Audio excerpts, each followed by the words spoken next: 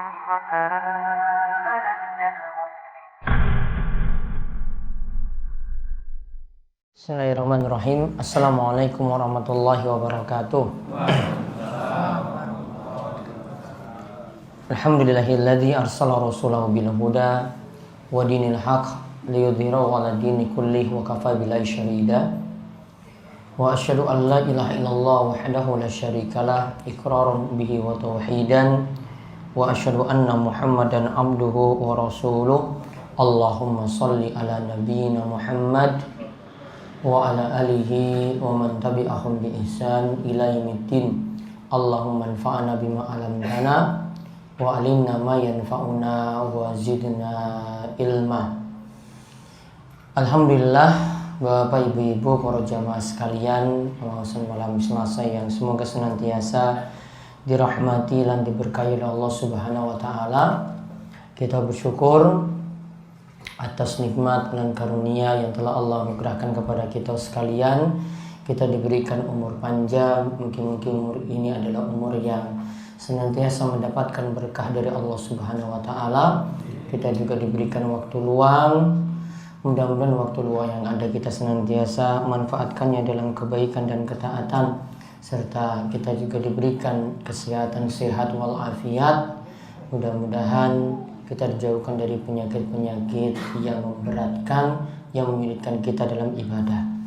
Baik, di kesempatan malam hari ini kita kembali melanjutkan pembahasan salah satu kitab yang sangat tersohor, yaitu kitab Riyadhus Shalihin karya ulama besar Syafi'iyah Imam Yahya bin Syarf An-Nawawi.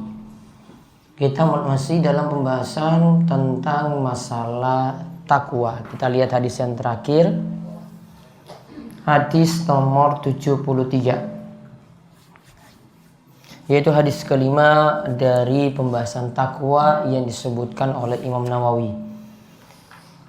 Kita lihat hadisnya, an Abi Umamah Sudai bin Ajlan Al-Bahili radhiyallahu anhu. Qal, ia menyatakan, sami'tu Rasulullah sallallahu alaihi wasallam yakhtubu fi hajjatil wada'. Faqal, ittaqullaha wa sallu khamsakum wa sumu syahrakum wa addu zakata amwalikum wa ati'u umara'akum tadkhulu jannata rabbikum. Rawahu Tirmidzi fi akhir kitabis shalah wa qala hadisun hasanun sahih. Dari Abu Umamah Sudai bin Ajlan Al-Bahili, semoga Allah meridhoi beliau, ia menyatakan bahwasanya dia pernah mendengar Rasulullah SAW menyampaikan khutbah ketika haji wada'. Haji wada itu haji terakhir dari Nabi Shallallahu Alaihi Wasallam. Dinamakan haji wada. Wada itu artinya perpisahan. Karena ini haji terakhir, tanda-tanda beliau akan berpisah dengan para sahabat radhiyallahu anhum, alias beliau akan meninggal dunia. Nah, ketika khutbah itu Nabi Shallallahu Alaihi Wasallam menyampaikan nasihat berikut ini. Ittaqullah, bertakwalah engkau pada Allah, bertakwalah kalian pada Allah. Wasallu khamsakum, lakukanlah sholat 5 waktu. Wasumu syahrakum, lakukanlah puasa di bulan Ramadan. Wa addu zakata amwalikum, tunaikanlah zakat dari harta-harta yang kalian miliki. Wa ati'u umara'akum, taatilah pemimpin atau penguasa kalian. Jika hal-hal tadi dilakukan, takwa, sholat, puasa, zakat, taat pada pemimpin, 5 hal ini dilakukan, maka kalian akan dimasukkan dalam surga Rob kalian, akan dimudahkan untuk masuk surga. Hadis ini diriwayatkan oleh Imam Tirmizi dalam akhir kitab sholat, karena dalam hadis ini juga masih dibicarakan tentang masalah sholat. Hadis ini hasan sahih. Istilah hasan sahih kalau dikatakan saking Imam Tirmizi itu ada dua pengertian. Yang pertama, riwayatnya itu ada dua macam. Satu riwayat, satu jalur itu disebut hasan, satu jalur lagi itu sahih. Maka disebut hasan sahih. Jadi jalurnya itu ada dua. Yang satu itu hasan, yang satu itu sahih. Dan derajatnya sahih itu lebih tinggi dibanding hasan. Sahih itu lebih tinggi dibanding hasan. Hasan itu cuma punya masalah hafalannya itu tidak terlalu kuat seperti hadis yang sahih. Dua tipe hadis semacam ini boleh dipakai. Yang tidak boleh dipakai itu kalau doif dan doif banget ke bawah. Karena ada doif banget juga. Ada yang maudhu, ada yang maudhu banget lagi. Maudhu itu artinya perawi pendusta yang meriwayatkan hadis tersebut. Jadi hadis itu bertingkat-tingkat. Enggak seenaknya kita bisa menyampaikan hadis. Perlu ada penyeleksian. Maka pegangan Bapak Ibu-ibu kitab Riyadhus Shalihin ini sudah diseleksi juga oleh Imam Nawawi. Beliau golongkan nanti, oh ini hasan sahih, oh ini hasan, oh ini sahih. Sebagian ada yang beliau sahihkan atau hasankan, namun menurut ulama yang lain itu dhaif. Menurut ulama lain itu dhaif. Namun tidak ada dalam kitab Riyadhus Shalihin ini yang dhaifnya dhaif banget, itu nggak ada. Jadi kitab ini sangat bagus sekali untuk dijadikan rujukan. Nah, ada pengertian yang kedua dari hasan sahih. Hasan sahihnya cuma satu jalur. Namun di sini Imam Tirmizi itu bingung atau tidak bisa memutuskan apakah hadis ini hasan ataukah sahih. Maka dia katakan, ya sudahlah hasan sahih sajalah. Entah itu hasan nilainya atau itu sahih nilainya. Intinya di sini boleh kita pakai 5 hal yang dinasihati Nabi Sallallahu Alaihi Wasallam ketika haji wada. Beberapa faedah yang bisa kita ambil dari hadis ini. Yang pertama, hadis ini menunjukkan nasihat yang disampaikan itu sangat-sangat urgen, sangat-sangat penting. Nasihat disampaikan ini sangat-sangat urgen, sangat-sangat penting. Sama seperti kalau ada yang mau berpisah, dia mau pergi ke kota lain atau pindah tempat lah. Atau ada tiang sepuh yang akan meninggal dunia kemudian kasih wasiat atau wejangan-wejangan. Maka wasiatnya ini sangat-sangat penting sekali. Maka ini menandakan wasiat ini mesti kita jalani. Karena ini wasiat yang terakhir atau wasiat-wasiat yang kita nilai akhir-akhir dari hidup Nabi Shallallahu Alaihi Wasallam. Berarti penting untuk dilaksanakan. Kemudian faedah lagi dari hadis ini ada 5 wasiat atau perintah dari Nabi Shallallahu Alaihi Wasallam. Yang pertama, perintah untuk bertakwa pada Allah. Yang kedua, perintah untuk menjaga sholat 5 waktu. Yang ketiga, perintah untuk berpuasa di bulan Ramadan. Yang keempat, perintah untuk membayar zakat. Yang kelima, perintah untuk taat pada pemimpin atau penguasa.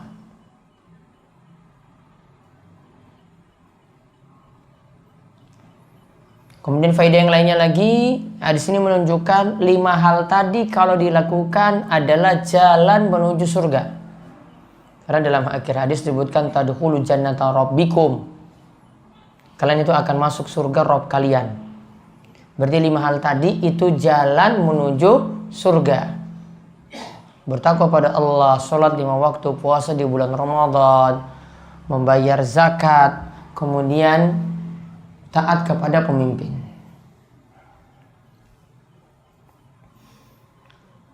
Kemudian ada faedah-faedah istimewa lagi dari hadis ini. Sholat yang wajib, karena yang disebutkan 5 hal ini wajib semuanya. Maka sholat yang wajib dalam sehari cuma 5 waktu saja.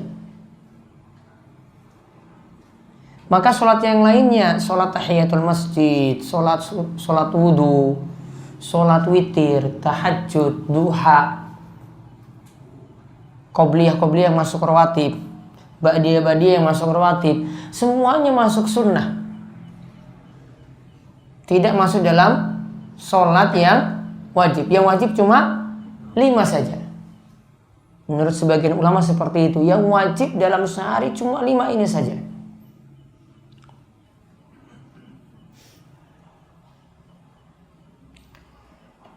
Kemudian faedah yang lainnya lagi ini tentang kalau puasa kita sudah pahami, nanti ada rinciannya sendiri. Ini dalam pembahasan fikih. Kemudian tentang masalah zakat di sini. Dari kalimat ini saya kita bisa ambil beberapa pengertian tentang zakat atau hal-hal tentang zakat yang bisa kita ambil pelajaran. Yaitu faedah yang lainnya tentang zakat. Zakat itu diambil dari harta kita yang kita miliki.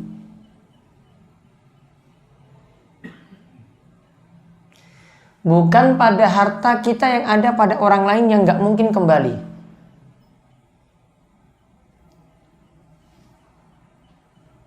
Karena ada harta kita yang ada pada orang lain yang belum tentu bisa kembali. Contohnya apa? Piutang. Kita punya piutang pada orang lain, orang ini sulit untuk mengembalikan utang tersebut. Maka kalau jenengan ingin hitung apakah harta ini masuk dalam hitungan zakat, tidak masuk dalam hitungan zakat. Gak usah dimasukkan.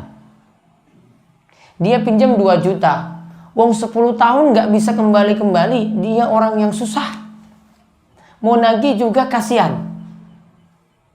Maka gak perlu dimasukkan dalam hitungan zakat. Namun ada piutang jenis kedua, piutang yang mungkin untuk kembali. Wong dia bayarnya itu lancar sekali untuk cicilannya. Tiap bulan dia cicil terus. Sampai tinggal 1 juta rupiah. Nah kalau seperti ini dimasukkan dalam hitungan zakat.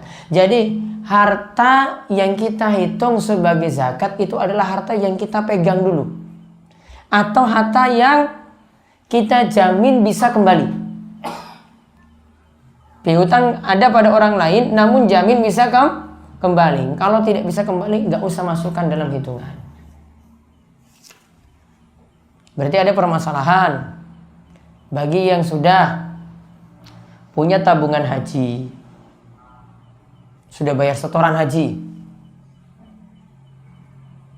itu dimasukkan nggak dalam hitungan zakat? Sekarang itu untuk setoran, untuk berangkat totalnya nanti 35 juta sekian. Setoran pertama itu nanti 25 juta. Masukkan nggak dalam hitungan? Bisa kembali nggak? Dijamin kembali nggak? Nggak. Maka tidak perlu masukkan dalam hitungan zakat. Sekali lagi tidak perlu masukkan dalam hitungan zakat. Karena zakat amwalikum, harta milik kalian. Berarti yang kita pegang uang itu nggak ada jaminan kembali.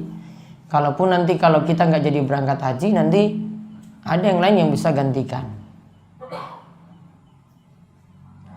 Kemudian faedah lagi dari hadis ini tentang masalah zakat. Zakat itu secara bahasa artinya tumbuh atau berkembang. Zakat itu secara bahasa artinya tumbuh atau berkembang. Maka sesuai dengan pengertian ini, kalau kita keluarkan zakat secara kuantitas jumlahnya berkurang. Namun secara berkah, dilihat dari berkahnya, keberkahannya itu akan bertambah dan terus bertambah.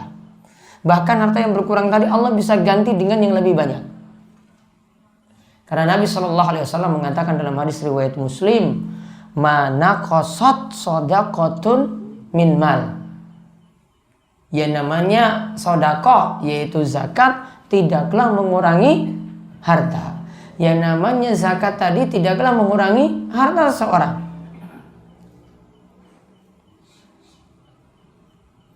Jadi nggak perlu khawatir ketika kita itu mengeluarkan zakat. Namun tentu saja kalau mau diperhatikan dari hadis ini tentang zakat, zakat tidak hanya sekedar menunaikan zakat. Namun poin penting yang perlu diperhatikan, zakat itu mesti memperhatikan syarat. Ya, perlu saya tambahkan sini syaratnya, ini syarat penting. Karena kalau memenuhi syarat ini ada 2 syarat penting. Memenuhi syarat ini berarti wajib untuk menunaikan zakat. Namun kalau tidak memenuhi syarat ini tidak wajib. Syarat yang pertama, syarat harta itu kena zakat telah mencapai nisab. Telah mencapai nisab. Apa itu nisab? Nisab adalah kadar minimal suatu harta terkena zakat. Kadar minimal suatu harta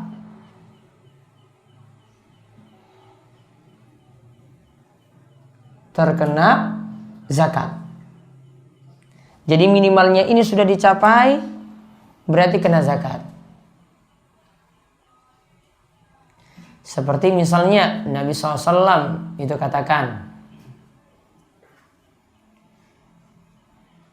tidak ada zakat bagi perak yang dibawa duna khamsati ausukin, duna khamsati iwakin. Tidak ada zakat bagi perak yang dibawa 5 uqiyah. 5 uqiyah itu sama dengan 200 dirham. 200 dirham itu sama dengan 595 gram perak. Nabi katakan lagi, tidak ada zakat bagi unta yang di bawah 5 ekor. Tidak ada zakat bagi unta yang di bawah 5 ekor. Berarti kalau 4 ekor belum kena zakat, 3 ekor belum kena zakat, di atas dari 5 ke atas. Dari 5 ke atas itu baru terkena zakat. Juga Nabi katakan tidak ada zakat bagi tamr, bagi kurma atau hasil pertanian yang dibawa 5 wasak. 1 wasak itu 60 sok. 5 wasak berarti 300 sok. 1 sok itu ukuran zakat fitrah. Berapa? Taruh 2,5 kilo nggih. 2,5 dikalikan 300. 750, 7 kuintal berarti. Ya, 7 kuintal. Berarti tidak ada zakat jika di bawah 5 wasak tadi. Cuma 100 kilo hasil panennya, maka tidak kena zakat. 1 ton kena zakat. Sudah di atas 5 wasak. Nisab harus terpenuhi dulu. Syarat yang kedua, harta tersebut sudah mencapai haul. Harta tersebut sudah mencapai haul, yaitu sudah bertahan selama 1 tahun hijriah. Sudah bertahan harta tersebut di atas nisab selama 1 tahun hijriah. Ingatnya kalau sudah bahas zakat, masalah-masalah semacam itu, hitungannya itu pakai kalender hijriah. Sekarang misalnya ada yang mulai dari bulan ini, saya pakai ini bulan apa ini? Hijriahnya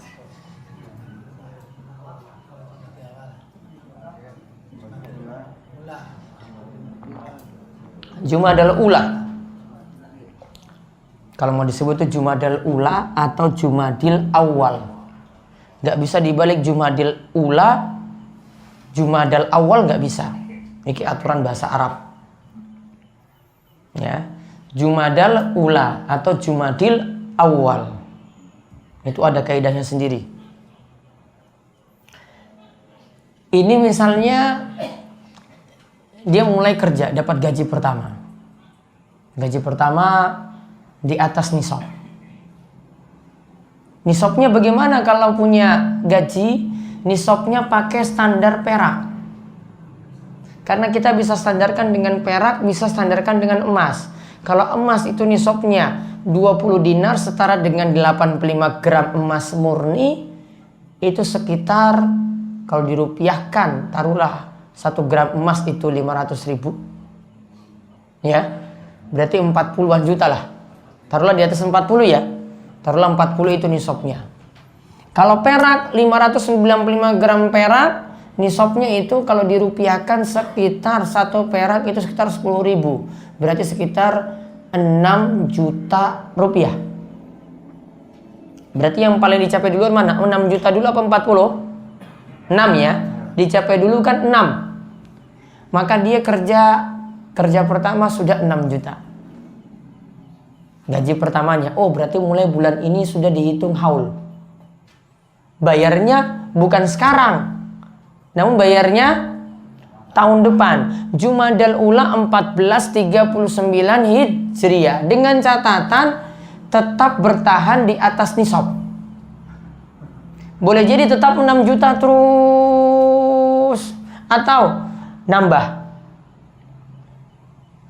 Kalau seandainya nanti di bulan Ramadan turun di bawah 6 juta karena mau bayar anak sekolah misalnya, turun jatuh tinggal 1 juta, oh berarti dihitung lagi dari awal. Kapan mulai dari 6 juta lagi ke atas? Berarti dia belum sugih, dia baru beranjak kaya, belum kaya beneran ini. Kalau kaya beneran ini nggak perlu perhatikan hitung-hitung kayak gitu. Wah, hartanya sudah 1 miliar kok. Masa pakai hitung-hitung di atas nisab, di atas nisab. Wah, itu sudah di atas nisab. Namun ini bagi yang beranjak kaya, dia hitungannya kayak gitu. Nah, sekarang mau hitungannya kaya beneran apa mau beranjak kaya? Hah? Mau kaya beneran? Ya, taruhlah di atas 100 juta teruslah hartanya. Simpanannya di atas 100 juta. Ya. Maka nanti tahun depan Jumadal Ula 1439 Hijriah dia keluarkan zakat 2,5%. Taruhlah Jumadal Ula tahun berikutnya 100 juta. Berarti berapa zakatnya? 25 juta, 2,5 juta, 2,5 juta. 2,5 juta. Keluarkan zakatnya seperti itu. Ketemu lagi dengan Jumadal Ula 1440 Hijriah. Keluarkan lagi. Oh, hartanya berkembang lagi jadi 200 juta. Berarti 200 juta dikalikan 2,5%. 5 juta rupiah. Ya kan? 5 juta rupiah. Seterusnya seperti itu. Setiap tahun dia keluarkan seperti tadi. Sekarang pertanyaannya, apakah boleh harta zakat tadi itu dipercepat bayar zakatnya. Sekarang Jumadal Ula. Sebelum Jumadal Ula bulan apa? Ba'da Mulud. Ya kan? Rabiul Tsani. Rabiul Tsani dia percepat, saya bayarnya sekarang aja lah. Dalam hadis, walaupun hadisnya itu dhaif, ya disebutkan juga dalam Bulughul Maram karya Ibnu Hajar, ada hadis yang menyebutkan dibolehkan zakat itu dipercepat dibayar. Yang masalah kalau lambat. Sama kalau jenengan bayar listrik atau bayar air lambat kan? Masalah kan? Nah itu masalah juga kalau bayar zakat itu lambat. Masalah. Namun kita nggak pernah peduli kalau zakat itu telat, mau tepat, mau telat, nggak peduli. Namun kalau pajak kan, kalau air, kalau listrik, wah itu kan nanti kena dendanya kan kelihatan. Kalau ini kan enggak. Namun kena dosa. Kalau telat kena dosa dan tetap bayar zakat. Taruhlah ini Jumadal Ula, habis itu Jumadal Tsani. Habis Jumadal Tsani apa? Recep ya? Ya nah, baru masuk Ruah, Sya'ban. Nah, dia tunda 3 bulan baru dia bayar, maka kena dosa. Bayar zakatnya ya kalau Jumadal Ula terus, Jumadal Ula terus. Kalau Ramadan ya berarti tiap Ramadan terus. Namun boleh dipercepat. Sekarang pertanyaannya, gimana kalau kita keluarkan zakat setiap bulan? Dikenal dengan zakat apa? Profesi. Setiap bulan. Kadang dikeluarkan langsung, ya, perhitungannya kan dikeluarkan langsung, gaji sekian. Taruhlah 4 juta.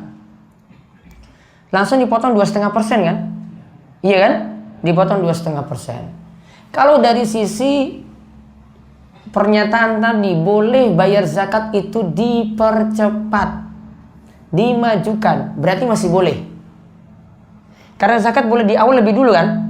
Oh dia bayar 1 bulan dicicil sampai 1 tahun ya sama sebenarnya hitungannya. Namun ada satu syarat yang tidak dipenuhi, yaitu kadang pembayarannya ini tidak memperhatikan nisab. Nisabnya tadi berapa? Nisabnya berapa? Nisab perak kan? 6 juta rupiah tadi. Gajinya cuma 3 juta, 4 juta, sudah dipotong 2,5%. Nggak tepat. Dan juga baiknya bukan dihitung dari gajinya, simpanannya sebenarnya lebih banyak daripada itu. Harusnya hitungannya itu punya 3 juta tadi, gaji keluar bulan ini. Namun simpanannya di tabungan itu ada 40 juta. Harusnya hitungannya itu 40 juta plus 3 juta dikalikan 2,5%. Itu yang benar. Ya, itu yang benar cara perhitungannya. Terus dipakai terus duitnya. Ya, jadi kalau punya tabungan, maka tabungannya ditambah dengan yang gajinya tadi. Maka kalau dia bayar setiap bulan nggak masalah, karena sudah di atas nih nisab. Nanti hitungannya dengan akhir tahun sama, karena istilahnya dia cicil, bayarnya dia cicil seperti itu. Namun sekali lagi hitungannya tadi, seluruh yang namanya simpanan berupa uang dia tambahkan juga dengan gaji yang baru keluar. Dia tambahkan seperti itu. Atau baiknya tunda, dikumpul 1 tahun karena keperluannya kan banyak. Karena 1 bulan 3 juta gajinya habis.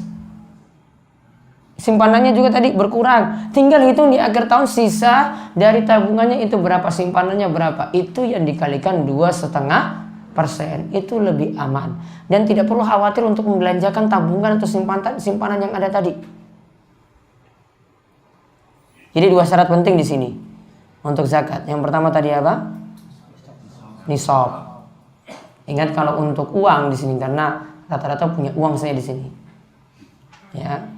Itu nisabnya di atas 6 juta rupiah. Pokoknya simpanan jenengan di tabungan itu berapa? Zakat profesi. Makanya saran saya di akhir tahun saja, 1 tahun. Iya, dipotong dulu harusnya. Yang tepat memang dipotong dulu. Jadi kalau jenengan bayar langsung gaji, langsung setiap bulan dibayar, nggak pakai potong-potongan, berarti bayarnya lebih terus. Saya 3 juta umpamanya, itu berarti tidak sesuai, berarti tidak harus bayar zakat. Nggak harus. Di bawah nisab itu. Iya. Kalau 3 juta toh, ya nggak ada simpanan. Iya. Kalau ada simpanan ya bayar tambah. Dia 3 juta makan keseharian. Ya sudah berarti habis. Nggak kena zakat. Islam nggak bebani orang itu seperti itu. Wong miskin nggak mampu, nggak dipaksa untuk bayar zakat. Itu namanya nggak mampu. Islam nggak mungkin maksa. Ya, kalau nggak mampu nggak dipaksa. Mampu dulu baru dikewajibkan untuk bayar zakat. Gitu. Jadi dua syarat penting tadi ya, nisab. Ya untuk mata uang. Ada yang punya ternak, kan yang punya hasil pertanian juga sini. Kalau sapi 30 ekor. Wedhus kambing 40. Unta 5 ekor. Kalau pitik ayam nggak masuk hitungan. Namun nanti kalau itu dibisniskan, meskipun ayam jago misalnya, ya berarti nanti penjualannya nanti masuk harta barang dagangan. Perhitungannya masuk zakat barang dagangan. Sama saja, mau putar-putar mau bisnis apa juga tetap kena. Nggak bisa ngakal-ngakali loh. Kalau hasil pertanian tadi di atas 7 kuintal padi. Ya, ini di luar dari gabahnya. Jadi gabahnya sudah bersih. Itu berapa ditimbang? Jadi beras berapa? Nah, dikeluarkan zakatnya. Kalau cuma pakai tanda hujan 10%. Namun kalau pakai irigasi ada biaya 5%. Di sini tidak pakai potong-potongan, ini dikurangi dengan biaya ini, biaya itu. Pokoknya hasilnya berapa, hasil taninya itu berapa, hasil panennya berapa, dikalikan 10% atau 5%. Itu setiap kali panen.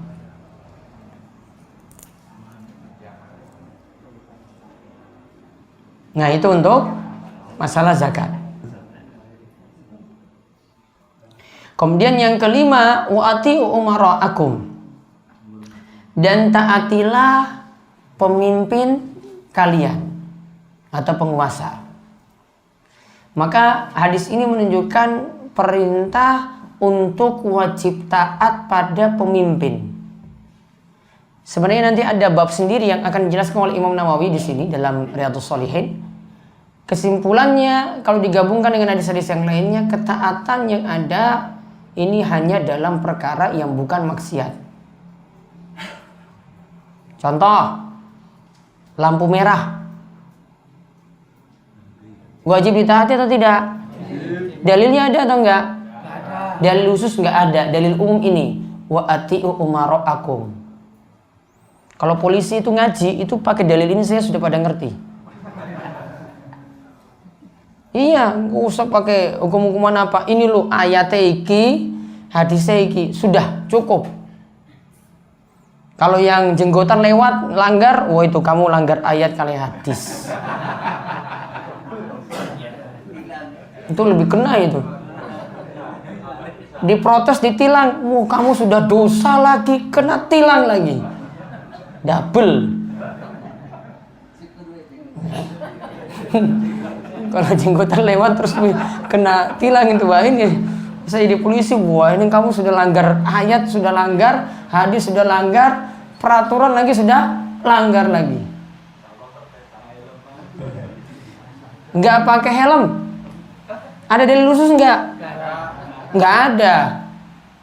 Jangan juga pakai jawaban orang bodoh, nanti kepalaku yang kena nanti ketabrak mobil ya kepalaku juga. Nah, ini jawaban orang bodoh kan. Kalau dia tanya dalilnya apa wajibnya pakai helm, ini wa ati'u umara'akum. Taat kepada ya pemimpin kalian. Sudah punya aturan kayak gitu, ditaati.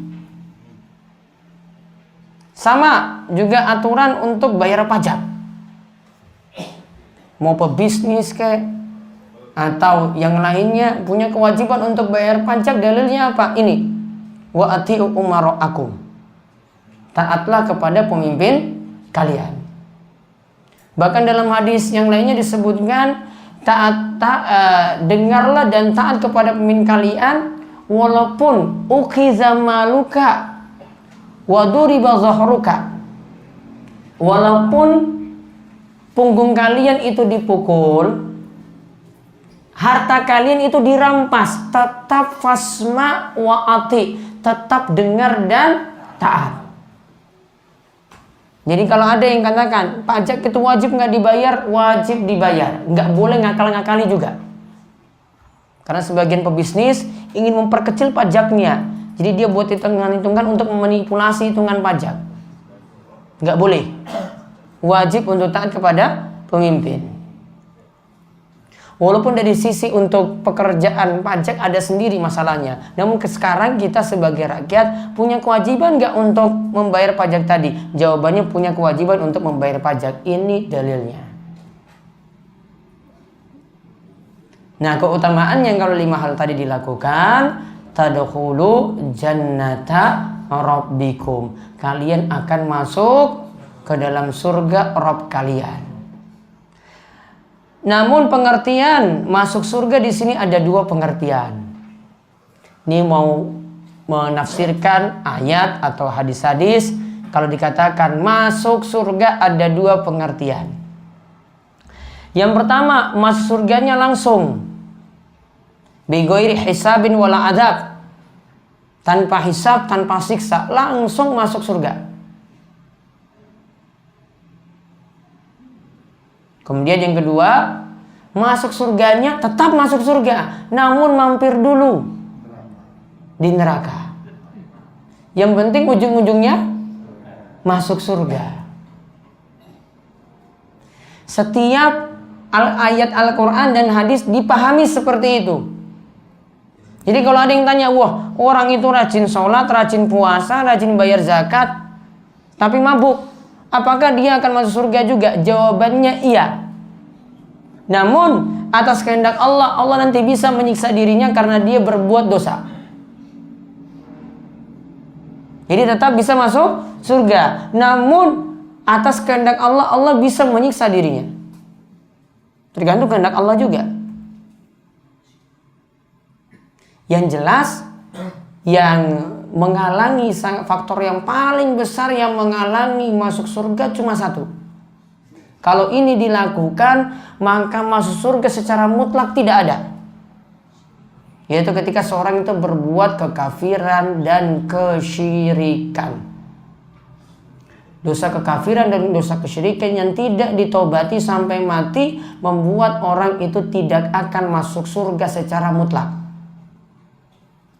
Karena Allah itu berfirman, innallaha la yaghfiru ayyushraka bihi wa yaghfiru ma duna dzalika liman yasha. Allah itu tidak akan mengampuni dosa syirik yang dibawa mati. Ini ada kalimat tambahannya, yang dibawa mati. Berarti kalau dosa syiriknya sudah bertobat ketika hidup, dimaafkan. Namun kalau tidak bertobat, dibawa sampai mati, Allah tidak akan mengampuninya. Dan Allah masih mengampuni dosa yang berada di bawah kesyirikan. Jadi dosa yang dibawa kesyirikan termasuk di sini dosa-dosa besar. Ada yang mabuk, ada yang selingkuh, ada yang korupsi, ada yang melakukan dosa-dosa besar yang lainnya. Berbohong. Syirik tingkatannya lebih tinggi. Kalau syirik dilakukan, maka secara mutlak tidak masuk surga. Namun kalau yang dilakukan itu korupsi, berzina, selingkuh, mabuk, membunuh orang, dia masih tahta masyiatillah, masih di bawah atas kehendak Allah Subhanahu wa taala. Kalau Allah menghendaki, Allah bisa masukkan dia dalam surga langsung. Kalau Allah menghendaki, Allah menyiksa dirinya. Jadi tergantung pada kehendak Allah. Berarti kita dapat ambil pelajaran juga, dosa itu bertingkat-tingkat. Ada dosa syirik, ada dosa yang di bawah syirik, ada dosa yang sejajar syirik, yaitu kekafiran. Ada dosa yang di bawah itu. Maka prioritaskan kalau mau ngajari orang, ingin ingatkan orang, ini yang dosa yang paling parah dulu, yaitu dosa apa? Syirik. Ini dulu, ini lebih penting. Karena kalau ini tidak diingatkan, walaupun suruh dia sholat, walaupun suruh dia puasa, tidak diterima sholat dan puasanya. Karena syiriknya belum dia menyesalinya, belum dia bertobat dari dosa tersebut. Skala prioritas. Maka kalau mau dibanding-bandingkan koruptor dengan orang kafir, mana yang lebih parah? Koruptor dengan orang kafir? Ya orang kafir. Kita bicara mana yang lebih parah, bukan berarti kita setuju dengan koruptor. Pahami baik-baik. Mana yang lebih parah? Ya.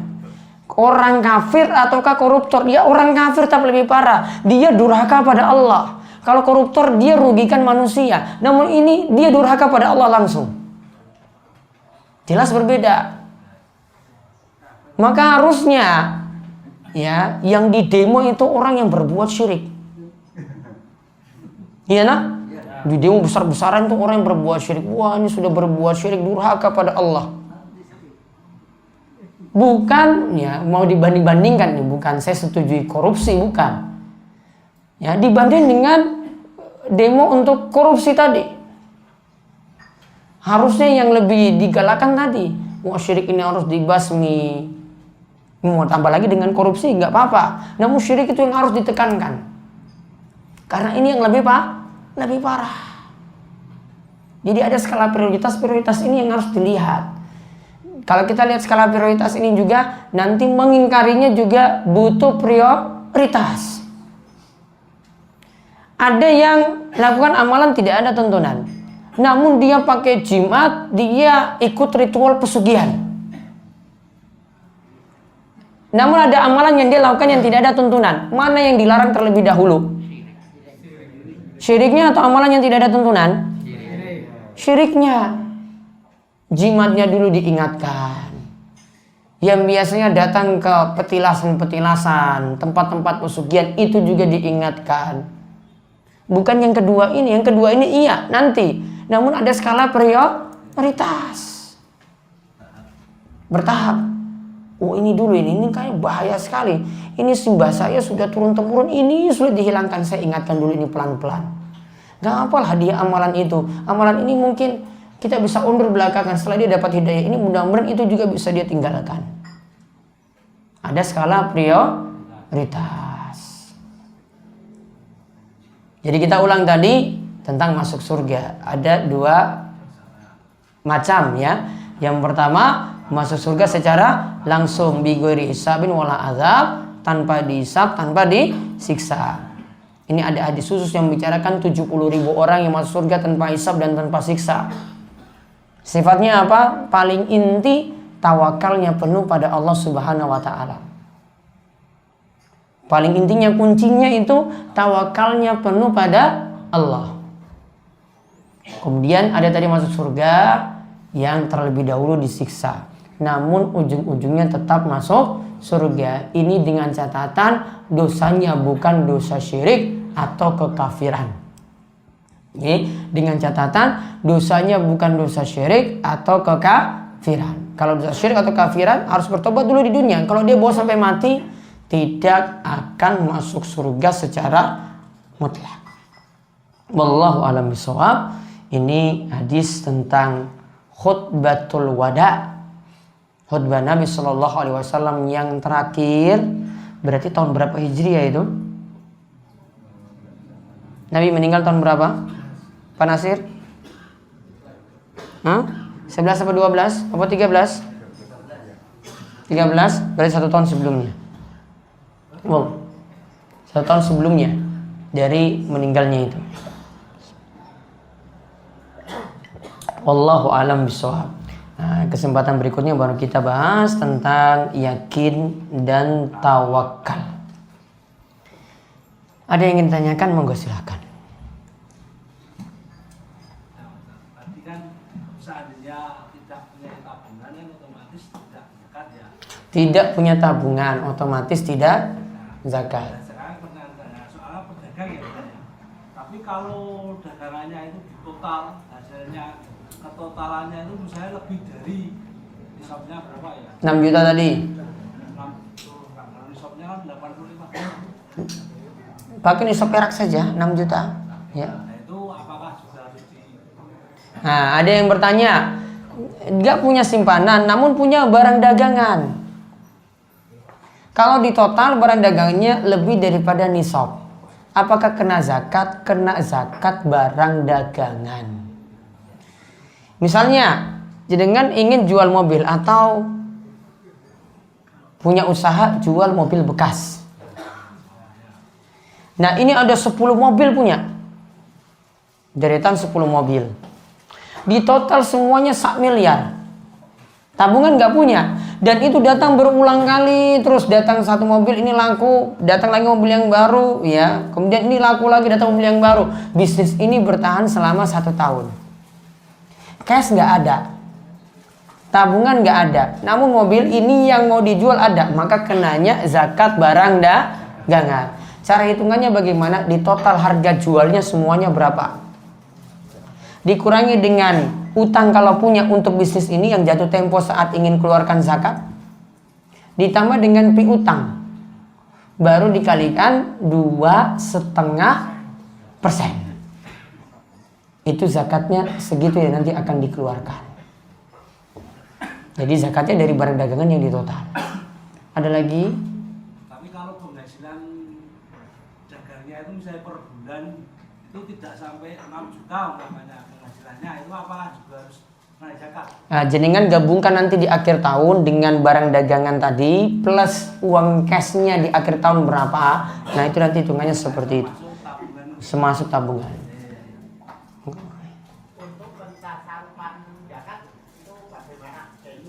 Pentasarufan zakat nanti jenengan lihat surat At-Taubah ayat 60. Innamas shadaqatu lil fuqara wal masakin dan seterusnya, disalurkan pada 8 asnaf. Fakir, miskin, mu'allafatu qulubuhum, orang yang ingin dilembutkan hatinya, wa amilina 'alaiha, amil zakat. Yang kelima, orang yang terlilit utang. Yang ketujuh, budak yang ingin dibebaskan. Ya maaf, yang keenam ya. Yang keenam, budak yang ingin dibebaskan. Kemudian yang ketujuh, fisabilillah, untuk di jalan Allah. Di jalan Allah ini maksudnya untuk jihad. Yang kedelapan, ibnu sabil, untuk musafir yang terputus perjalanan. Dalilnya tadi apa? Surat At-Taubah ayat 60. Dilihat di situ. 8 ini. Maka yang masuk fakir miskin, maka nanti disalurkan. Ya, pokoknya 8 ini terbatas. Terbatas 8 ini tidak boleh disalurkan lebih daripada 8 ini. Kalau cuma dapati satu orang saja dari 8 ini, salurkan pada satu orang itu. Nggak mesti cari 8-8-nya. Boleh cuma satu golongan saja. Namun nanti hati-hati, ada beberapa yang tidak tepat untuk penyaluran. Misalnya zakat untuk pembangunan masjid. Tidak ada dari 8 ini. Kemudian zakat untuk kiai. Kiainya itu sugih. Nggak ada dari 8 ini. Ya, 8 ini nggak ada. Ya, sebagian warga itu ada yang masih nganggap seperti ini, ada kiai yang ditokohkan pokoknya zakat, bahkan zakat fitrah, zakat mal, semuanya ditumpuk di rumahnya. Nggak tahu dipakai untuk apa, nggak tepat. Apalagi dia sudah kaya dengan hartanya yang dia miliki, masih juga dapat seperti itu, nggak pantas mendapat zakat. Ya, jadi 8 ini. Ada lagi.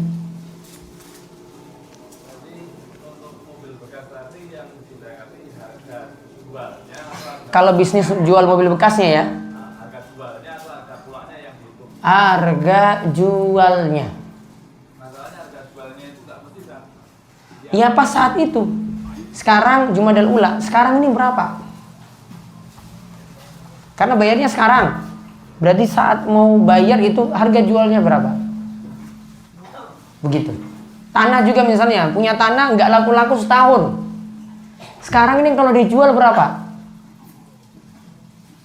Itu yang kena zakat.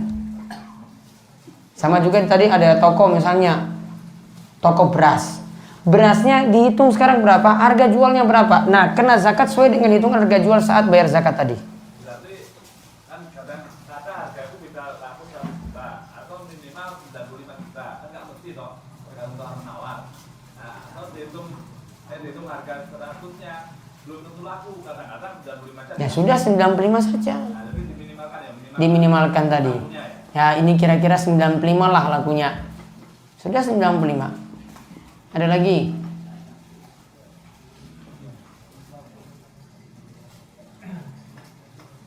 Kaitannya dengan perintah menjaga sholat lima waktu itu dan wajib Pak ya. Yang sholat sunnah itu apakah ada dalilnya? Sholat sunnah itu bisa menyempurnakan sholat wajib?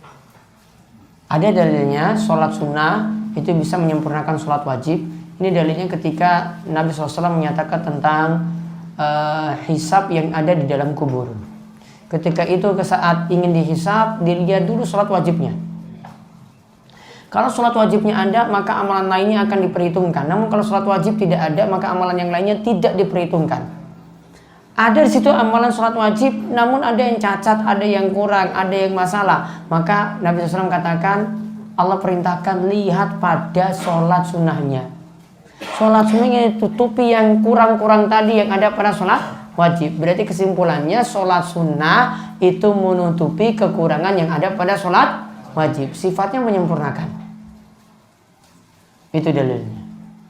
Ada lagi? Ya, belakang. Ya, mengenai nasab itu kalau orangnya tidak sholat, salat pun tidak. Kalau orang yang meninggal itu tidak sholat, apakah jenazahnya disolatkan ataukah tidak? Kira-kira jenengan sebagai Pak Rois nggak sholatkan, bagaimana yang terjadi di masyarakat? Ya, masalah nggak? Jenengan jadi Pak Rois, Pak Kaum, nggak nyolatkan, dicopot nggak? Nggak bisa dipraktekkan, Pak. Jenengan punya tataran teori, ada tataran praktek. Teori dan praktek beda. Ya, teori dan prakteknya beda. Teorinya orang yang meninggalkan sholat kafir, namun nggak bisa diterapkan seperti itu di tengah masyarakat kita. Jadi tetap sholatkan, apalagi jadi Pak Rois, ya, Pak Kaum, tetap sholatkan. Kaitannya dengan itu kalau ada kematian itu kan disetelkan murotal Al-Quran. Itu gimana itu bisa enggak? Dan kalau disetelkan atau dibunyikan itu didengar gimana ya? Ya, tradisi masyarakat saya mau larang juga ya tetap kayak gitu terjadinya. Iya. Oh ya, jalan dulu. Ya, asalnya ya tidak seperti itu tuntunannya. Ya, asalnya tidak seperti itu, tidak putar murotal seperti tadi kalau ada seripa, ada kematian. Kaitannya dengan derajat hadis tadi yang dhaif dan yang hasan sahih gitu. Apakah kita tetap diperbolehkan menggunakan hadis yang dhaif? Baik. Ada pertanyaan, tadi kan hadis ada yang sahih, ada yang hasan, ada yang dhaif. Apakah dibolehkan kita memakai hadis yang dhaif? Boleh dengan catatan. Seperti Imam Nawawi di sini kalau pakai, seperti Syekh Muhammad bin Abdul Wahab dalam kitab Tauhid atau ulama-ulama yang lainnya, mereka kadang masukkan hadis dhaif. Namun hadis dhaif ini punya tujuan untuk sekedar menyemangati. Namun hadis sahihnya ada di atasnya. Jadi ada hadis sahih, hadis dhaif cuma nambah-nambah saja. Bukan hadis pokok. Kalau jadikan hadis pokok nggak boleh. Apalagi untuk masalah hukum. Untuk jadi amalan nggak boleh. Kemudian yang kedua, ya boleh hadis dhaif itu disebut, namun harus disebut dhaifnya dan harus diberitahukan pada orang-orang, mohon maaf ini hadisnya dhaif. Namun saya sebutkan ini dengan tujuan bisa jadi untuk menjelaskan ini ada ulama yang mensahihkannya, ada yang mendoifkannya. atau ada hadis sahih yang lainnya ini cuma penguat saja. Ulama seperti itu sering kita temukan di Bulughul Maram, ada juga di kitab Riyadhus Shalihin, ada juga di pembahasan kitab Tauhid Syekh Muhammad bin Abdul Wahhab. Jadi ada alasan-alasan yang hadis dhaif itu boleh digunakan. Namun untuk jadi amalan pokok nggak boleh dari hadis dhaif. Amalan pokok nggak boleh. Dia cuma dari hadis yang lain yang sahih, baru dia cuma penguat saja atau nambah-nambahin yang hadis sahih tadi. Banyak tipe hadis seperti itu. Namun kalau amalan pokok nggak boleh. Ada lagi? Kan kami hadisnya itu saya kurang jelas boleh Pak Ustaz. Yang kalau orang yang menarik pajak itu tidak akan masuk surga. Nah, bagaimana kalau yang bayar pajak? Kalau bayar pajak tadi wajib. Ya, Wa ati umaroakum. menarik pajak itu tidak akan. Kalau yang menarik pajak kapan-kapan saya bahas. Ini masalah rawan, Pak.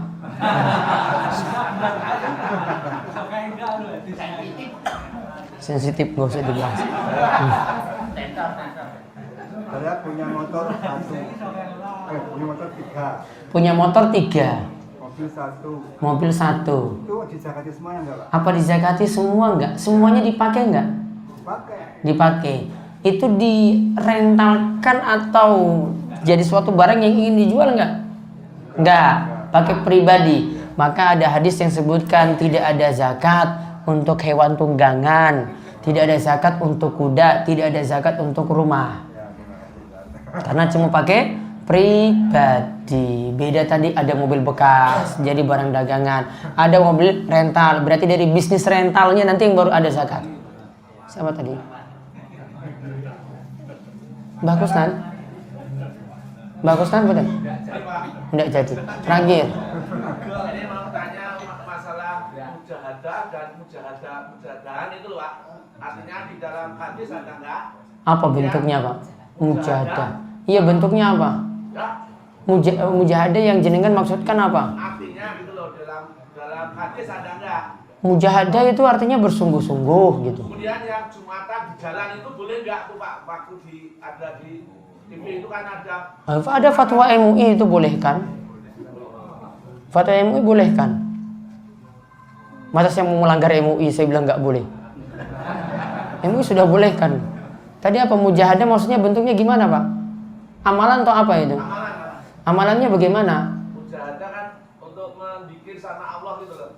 Iya bentuknya apa? Isinya itu loh, ritualnya. Sebenarnya kalau setelah apa itu setelah sholat terus mujahadah sendiri atau dengan teman-temannya itu boleh nggak itu? Baca surat atau membaca zikir atau apa amalannya? Amalannya Iya isi amalannya apa? Fatihahan.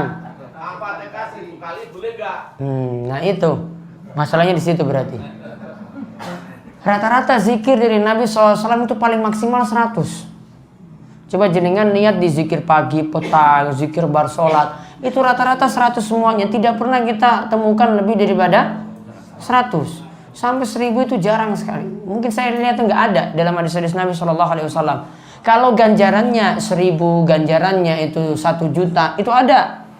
Namun kalau prakteknya baca Al-Fatihah 1000 kali, baca zikir ini 1000 kali, baca surat ini 1000 kali, nggak pernah. Ya, jadi ya mau la ilaha illallah tinggal pakai hitungan, ya semampunya itu berapa kali, mau sampai lebih daripada 1000 juga boleh. Namun kan tadi ini ketentuan, ada ketentuan. Yang pakai ketentuan seperti tadi itu tidak ada sampai 1000. Nah itu saja yang saya kritik untuk amalan tersebut. Baik, itu saja, mudah-mudahan bermanfaat dan para jamaah sekalian terus senantiasa diberikan kesehatan oleh Allah Subhanahu wa taala, dipanjangkan umur dalam kebaikan dan kita senantiasa diberikan keistiqomahan. Demikian kita tutup kalian doa kafaratul majelis. Subhanakallahumma bihamdika asyhadu an la ilaha illa anta astaghfiruka wa atubu ilaik. Assalamualaikum warahmatullahi wabarakatuh.